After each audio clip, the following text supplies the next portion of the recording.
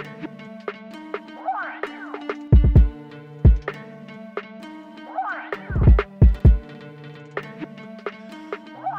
is going on, guys? I am the FD Guru, bringing to you guys another episode of my fantasy sports podcast.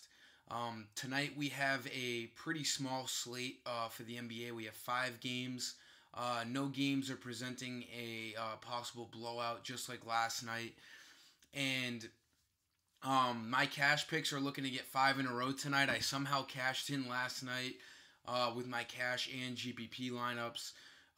With neither of them having James Harden, who put up an 80 spot. So the fact that I cashed without him tonight makes it unbelievably just awesome. So hopefully we can cash in tonight again, get 5 in a row, and really get the ball rolling all week long here.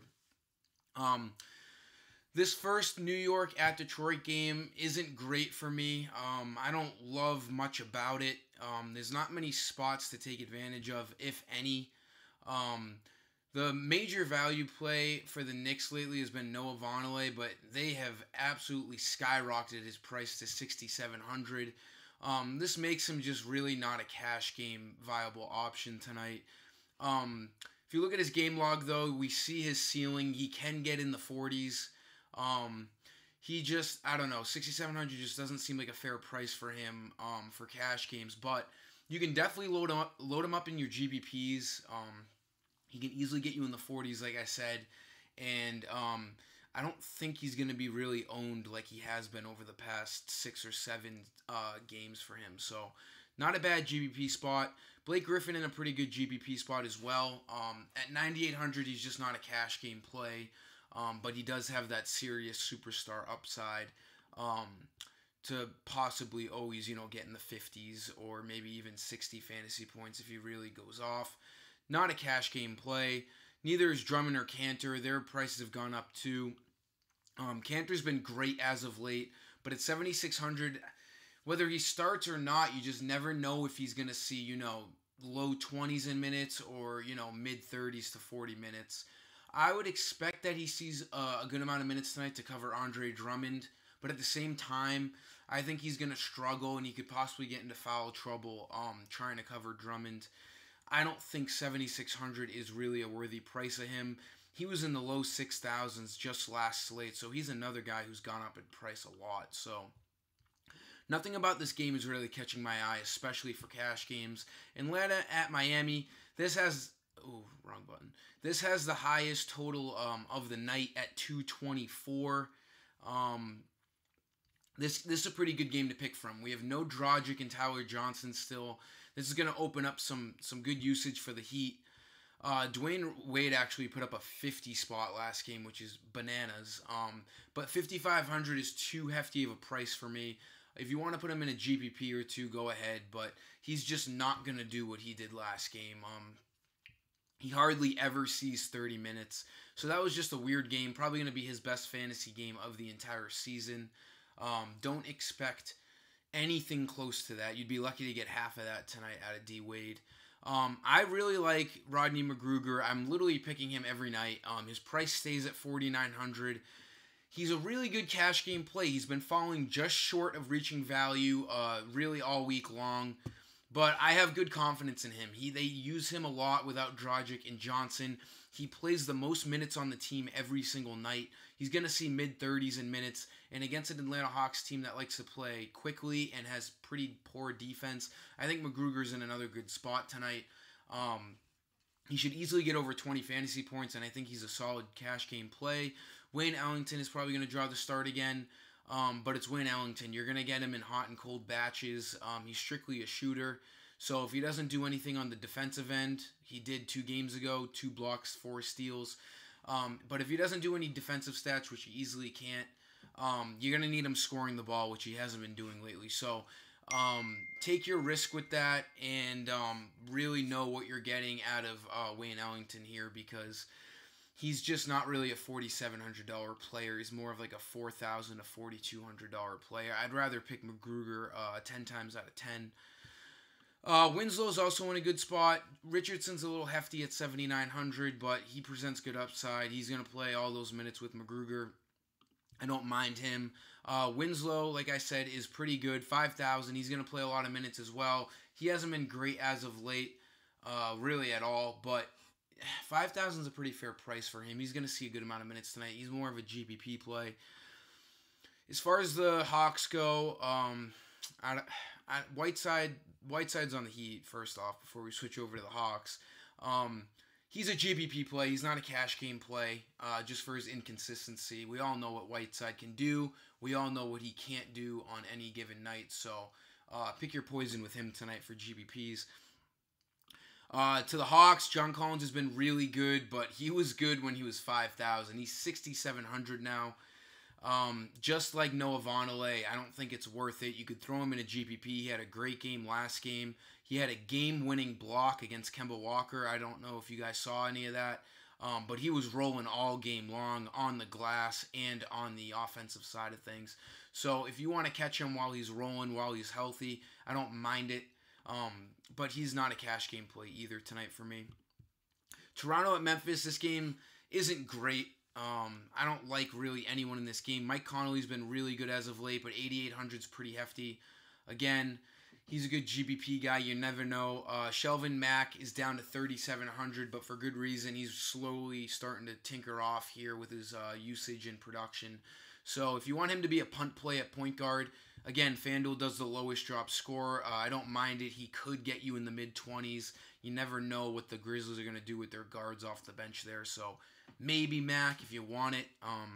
It could just be a punt low score if you don't want to spend up at the point guard position. Leonard's at 10K. He's against a tough Memphis defense. I'm all set with that. Jaren Jackson's always a good GPP play. This guy's a stud. He's going to be good for the years to come. I think he's a really good player. He just looks like a really solid rookie. I really like him and Wendell Carter Jr. For power forward rookies. I think they're both solid players, and I think they're going to be really good in this league for a long time. Coming off of a 48-point game, his ceiling is certainly there for a young guy. 51 here on the 16th, 48 last game. If you want to put a GBP pick with him, I don't hate that at all. I don't think he's a cash game play tonight. But do I hate him in cash games? I really don't. I think you can get away with it. But 7,100 is a lot to ask for because he can have those low games. You know, that's a dud. You can't expect that. But low 20s, he does every so often, so you never know. But he's got that absolutely awesome upside that I don't mind at all. Then we have Marcus All at 10K. I never thought I'd see the day for that. He's been rolling as of late. You could throw him in a GPP. But for a cash game, I don't know. It depends on how I'm feeling about center tonight. There's not many cash game, like locks tonight. But as we get into the last two games, cash plays will start flowing. I know I haven't given many out so far in this video. Let's get into the Denver and Lakers thing here. Jokic is a good GPP tonight, 9,000. We all know the upside he has, but he hasn't been great as of late.